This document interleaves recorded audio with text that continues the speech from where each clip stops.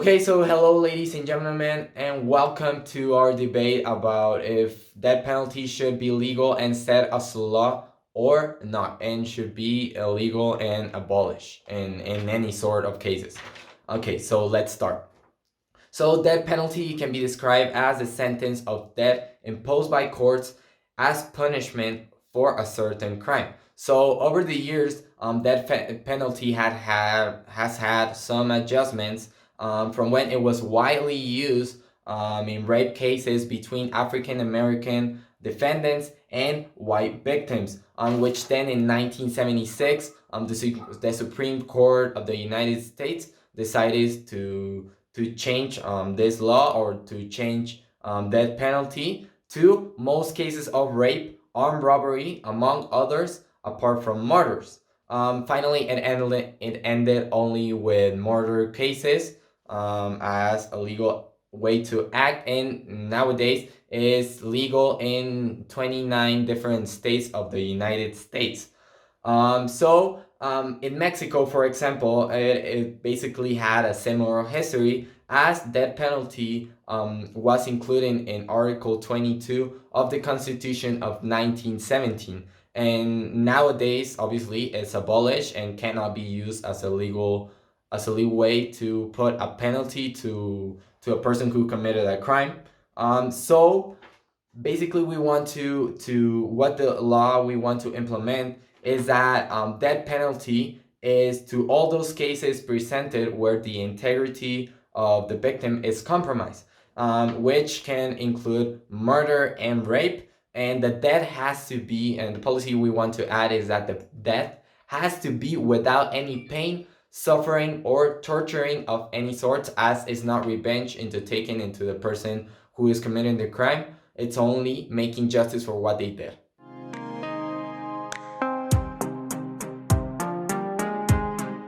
According to BBC, capital punishment, or death penalty, is a way to deter would-be criminals from committing these illegal acts in the future, meaning that it creates horror among society, preventing temptation from others to commit similar crimes. It is mentioned that the sooner the punishment takes place, the impact will be greater in society. This as a consequence of an instant pain. This pain makes people reflect and learn about what's not right to do and how they will be punished if they break the laws. There is this Japanese justification that reinforces the belief that people do get what they deserve. So, as people do bad things, it is expected that bad things will happen to them. And on the other hand, as people do good things, it is expected that good things will happen to them. Well, the second argument is that Britannica states that everyone has gained the right to life, which is maintained as long as we respect the life of the other persons. At the moment someone damages another person's life, he or she lost his right to life. This is seen as a way of retribution to the victim family, or to the citizens that respect the law, as people get punished for their actions. It is as easy as having respect for the others. So no one is directly exposed to the capital punishment. If you can have the respect, you will have to face the consequences of your actions. In the same way, innocent people have to face the consequences of yours. Thus, they have to suffer. Okay, so according to the Human Rights Program from UNAM, they say that when applying capital punishment, you inhibit the criminal to continue committing any sorts of crimes. Since there's no way the person could do this after the punishment, we need to look forward into giving punishments depending on the severity of the crime that is being presented. In this case, taking away their capacity to act, meaning that she or he won't be able to break the law or hurt another people's or damage another people's integrity anymore.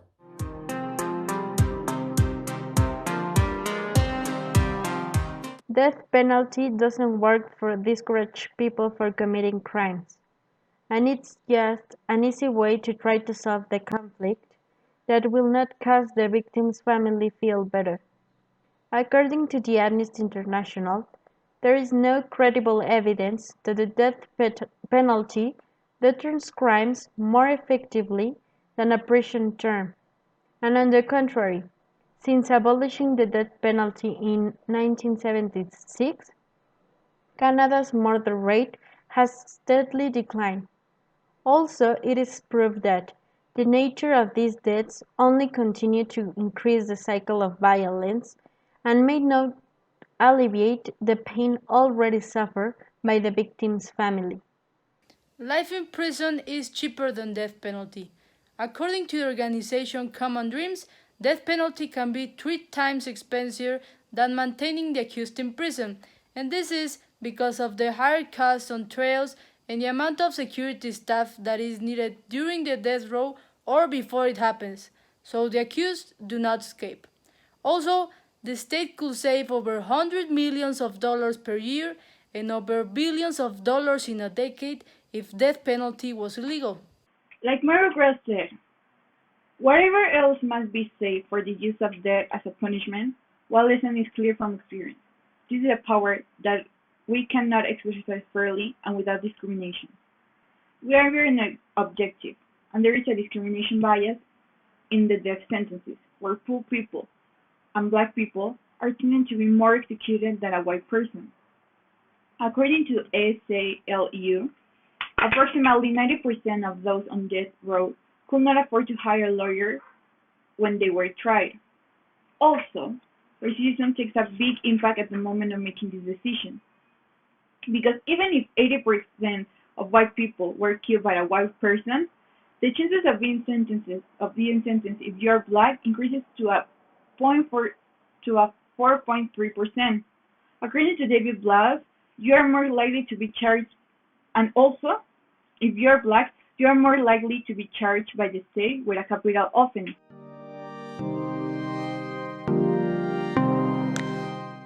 Okay, so first of all, with what you said in your first argument, Majo, I will have to disagree.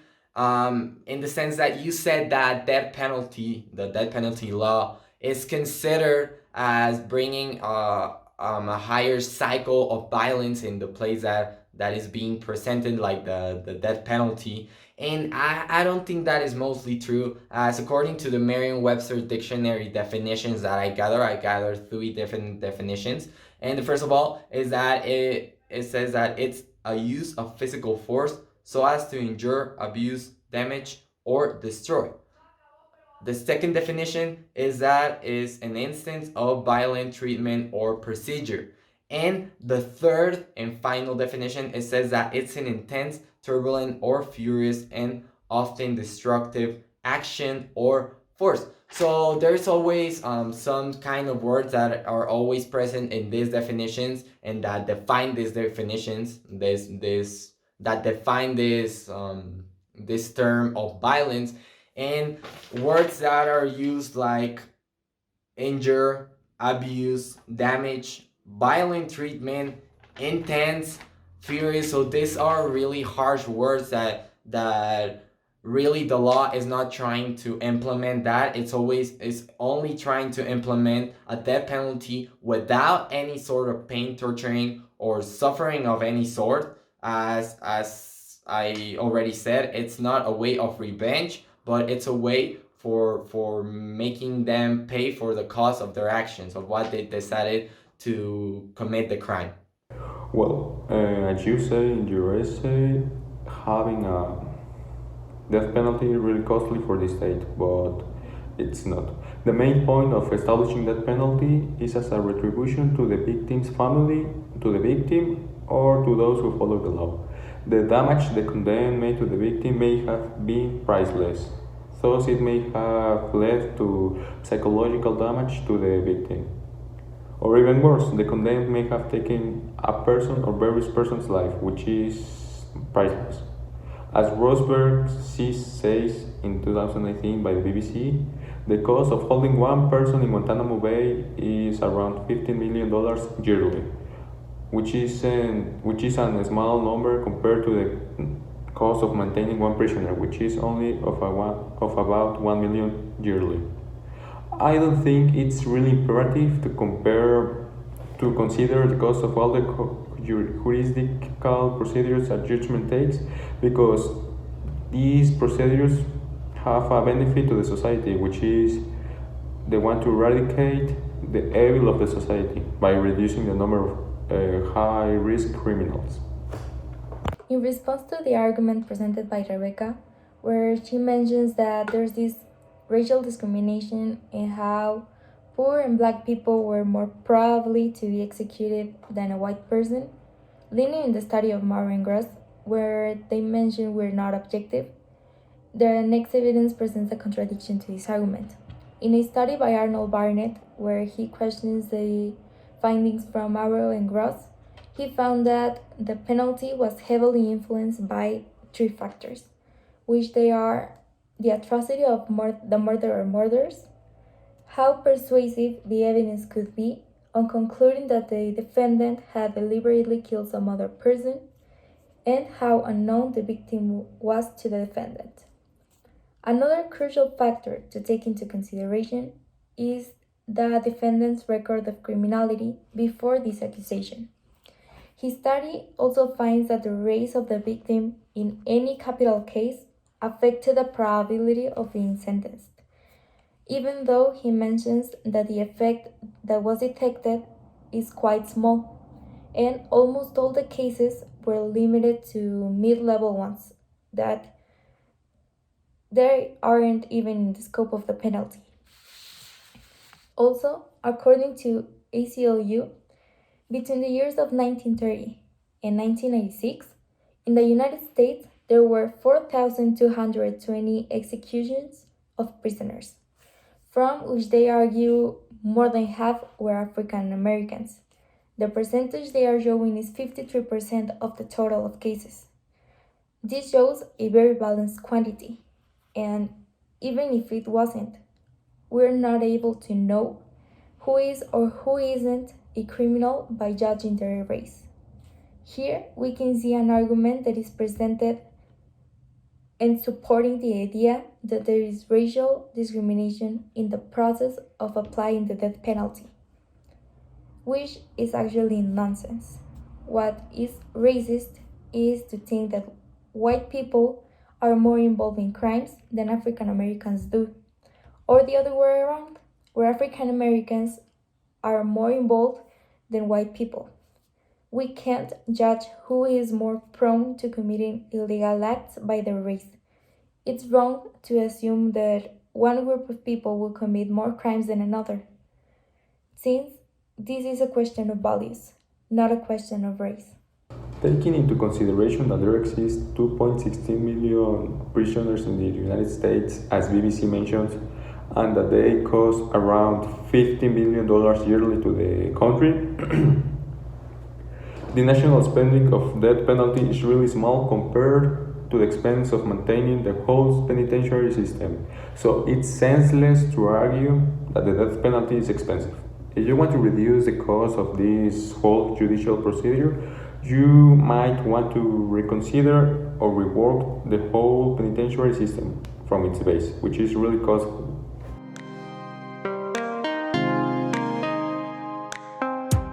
Definitely, it is not senseless to talk about the expensiveness of death penalty. First of all, according to the death penalty files of the US government, a prisoner condemned to death row has to stay at least 10 years in prison for trials. That means a fraction of the $50 billion correspond to death row prisoners, because they have to pay $60,000 more per cell to pay the extra security staff that is needed. Juridic processes are an important part of death penalty, and at the end of the day, the state is paying for them, as you said, to reduce crimes. No trial is free, and actually, the average cost of the death penalty trial is $1.26 million, while a common trial is just $740,000 according to Amnesty USA. It is a curious thing that you brought the prison of Guantanamo into the table, It is considered the world's expensive prison since it is located on an island and all the equipment has to be brought on a plane or ship. And nowadays there are just 40 prisoners and the expenses are $2 million per year. In addition, there are 1,800 jails in all the USA, with the average cost of $31,000. That means that Guantanamo is a special case and Trump said that it is closing in the next few years. As we can see, death penalty is a huge portion of the state expenses. Even if it was illegal, the security of the citizens will be just as good because the accused will be in prison. So it is not an argument that it will be worse. Like you said, if we want to reduce costs, we should change the system from its base, but starting with making illegal death penalty. According to what Fernando said, applying capital punishment can lead to the executions of innocent people. As the BBC cited, in the United States of America, 130 people sentenced to death have been found innocent since 1973, meaning that during the procedure there can be mistakes or flaws in the system that will cause innocent people to be convicted of crimes they are not responsible for. Also, as the BBC exposed, some lawyers argue that capital punishment is not really used as a retribution for murder, or even consistently for a particular kind of murder. And taking in consideration what I mentioned before, there is no credible evidence that the death penalty deters crimes more effectively than a prison term. And it is important to highlight that, on the contrary, since abolishing the death penalty, there are cases where the murder rate has declined. So, if we want to inhibit the criminal to continue committing crimes, think about the prison term. That also has a long-term imprisonment. That, as well as the death penalty, can take into consideration the severity of the crime, contribute for making the prisoner unable to damage other people's integrity, and guarantee that if during the years there is presented new evidence, the prisoner can have the opportunity to have a new trial, and any mistake in a way can be solved, knowing that death cannot be taken back. An example of this is the case of Cameron Todd, who was executed in Texas in 2004 for setting a fire that killed his 3 daughters. Following his execution, further evidence revealed that Cameron did not set the fire that caused their deaths, but it came too late and Cameron was dead. In addition, more countries are abolishing death penalties. As the Amnesty International presented, 106 countries, the majority of the world's states, have turned their backs on death penalty for good. Those that continue to execute are a tiny minority, standing against a wave of opposition, proving that this practice hasn't got satisfying results and it is not useful for their society. It is better to focus on how to make a more effective justice system that doesn't involve corruption and that has a minimal errors to guarantee that justice is really being done. First of all, we need to be conscious that making this decision is irreplaceable. We cannot take it away. If you kill a person because you think he committed a crime, you cannot return into life suddenly when you realize that he might not committed a crime, that he might be innocent. You're taking away their right to live, the life to regret about their acts, to think, to analyze what they do. And even if many people don't regret what they do, they also are humans like us, and they have errors sometimes in their life. So giving this kind of punishment is way bigger than we think it is. It's taking a life, complaining of our lives, and it's no human way to kill a person. The death is still painful for the family, for the sentence, for everyone. It's a very public way to show the rest of the society what might happen to you if you committed this crime, and it's actually not working. It's more expensive, like my friend Katya said before, and it's no scientific data that shows that it actually reduces crime, like Maria Jose said. In southern states that has the 80% of these type of sentences of the rest of the country, the murder rate is way bigger than the rest of the of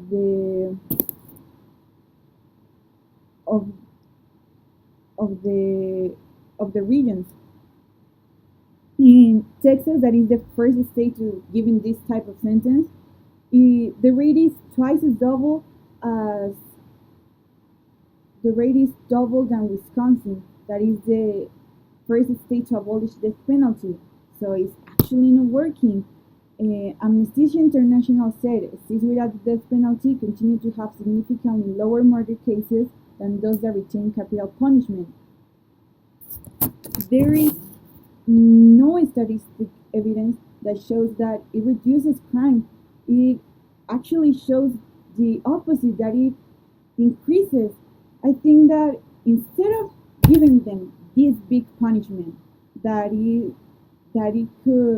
irreplaceable, I think that we can, and I think that instead of thinking to the future that if we give this punishment to this crime, to this criminal, the rest of the criminals might not do it because they might think, oh my god, if I commit this homicide, I might get death penalty. They don't think like that. They just do it in the moment without thinking in the consequences. So instead of giving a big punishment to reduce crime, we can start preventing them and start like making, like, we have to find a point between repression and prevention and try to control it from the beginning. Is we have to look to the whole picture and not just for what they do in the moment. And like, and as I mentioned before, it's irreversible. So if we kill an innocent man, it might be in our conscience for the rest of our lives. It cannot be taken away, and it's unfair for everyone to after you kill a person, you know that it might be innocent and you cannot turn it into life again.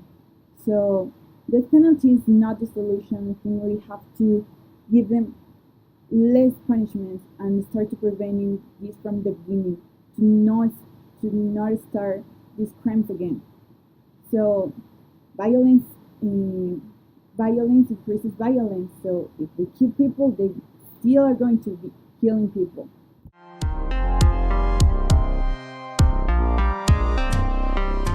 Okay, so when gathering all of the evidence from both positions being in favor and against establishing death penalty as law, and while we made a poll between if the death penalty should be implied, we decided that the law has been denied and did not pass the required number of votes that it needed to pass. Although the law was presented with very specific elements that will make the process without any errors of putting innocent people in risk of their lives, or like making the process without any type of suffering or any type of pain, we can conclude that death penalty is still an inhumane way to do justice, as you're still taking a person's life without knowing who is right or wrong, to decide if it's justice that you take another person's life in exchange for what they did or what crime they committed. Finally, I want to say that let's remember that we are all humans and we are differentiated by our values and what they taught us that it's correct. So that is the best way to act.